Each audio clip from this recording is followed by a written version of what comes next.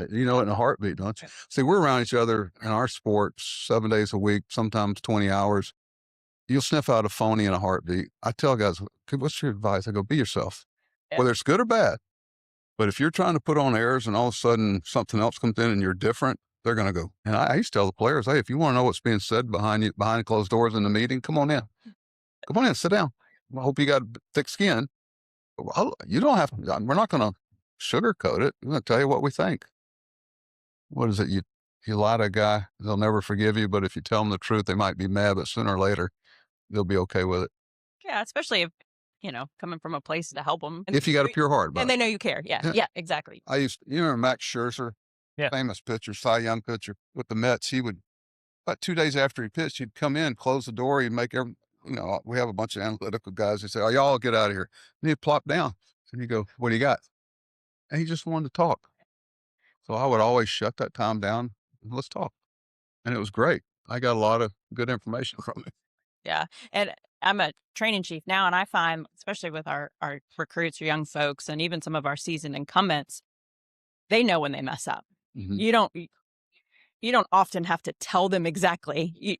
Some coaching is involved for our guys, but a lot of times giving them the opportunity to own their mistakes first, it takes that defensiveness right away, very quickly. Well, it's like the greatest accolade you can pay somebody is ask their opinion. Before I'm really mad at somebody. I go, "All right, walk me through your decision there. Why, how'd you get to that? Where'd you get?" And every once in a while, I really don't particularly care what somebody thinks. "Hey, what do you think?" And all of a sudden they say something, that's pretty good. What else you got? And all of a sudden you'll find out, you know, the last thing when I first started managing, I made the mistake of trying to do everything. I was 28 years old managing New York Penn League, and I just got married.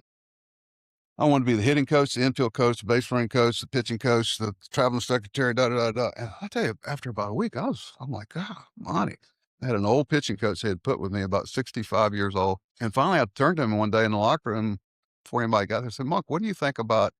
And he went on, he dropped his cigarette and said, "Well, now that you've asked me, young man," and he went on this dissertation about pitching. I said, "Monk, you got the pitching." And, to be able to delegate some authority and make people have confidence in it, and you can't do it all. Sooner or later, you're going to need people. Yeah. And that's important for our executive leadership Yeah. in the fire services. They sometimes try to hold on to some of that, and they won't give some of that away. It's wise It advice. actually makes you look stronger to give it away when you have that confidence that, you know, I know what I'm good at and what I'm not good at.